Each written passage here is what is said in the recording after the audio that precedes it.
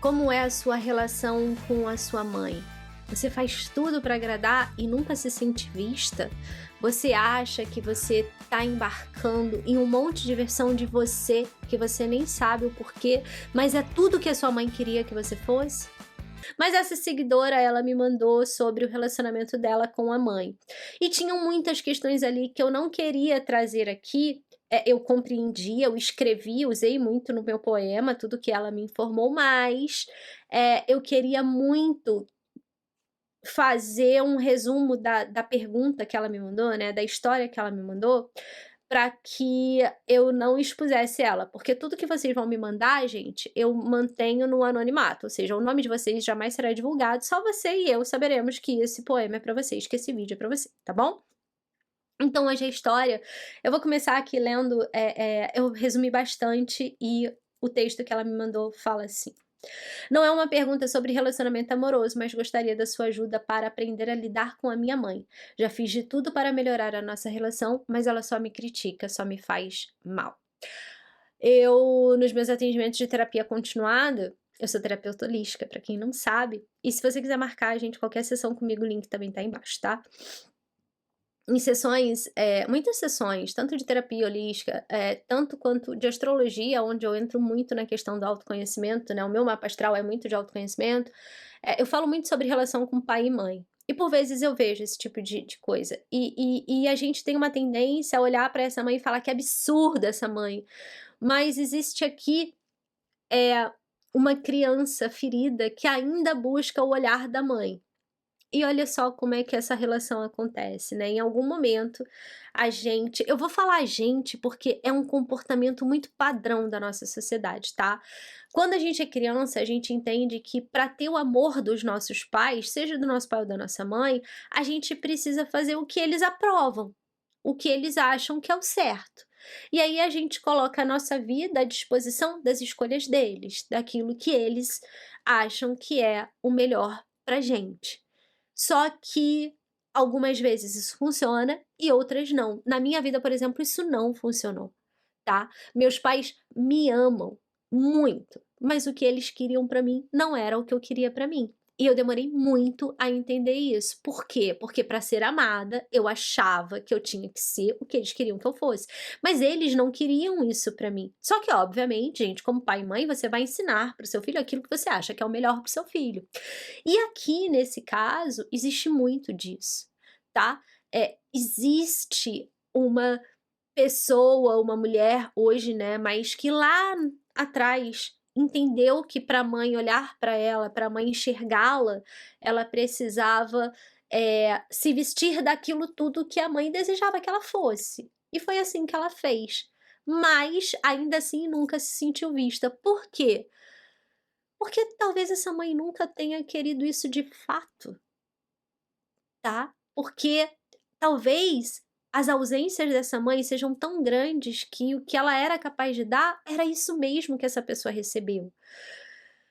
Porque no relato, que é muito maior do que isso aqui que eu li pra vocês, a mãe não se coloca nesse lugar de vilã, porque de fato ela não é.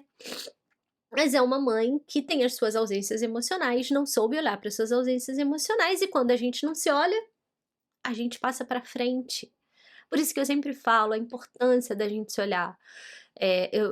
Uma vez eu acho que foi a Ivete Sangalo que falou que para criar um filho a gente precisa olhar para os nossos traumas, e eu concordo muito com isso, sabe. E infelizmente a gente tá, eu hoje tô com 42 anos e eu vejo muitas pessoas próximas a mim que estão criando filhos do mesmo jeito que o pai e a mãe criavam, sendo que hoje o mundo já é diferente, sendo que hoje a gente já tem acesso a muitas coisas que lá atrás eles não tinham.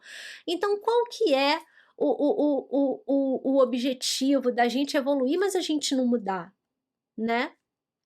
E essa história, assim, por que que eu tô falando isso? Porque antes da gente ficar batendo pé e criticando e xingando a nossa mãe ou o nosso pai, eu convido vocês a uma reflexão.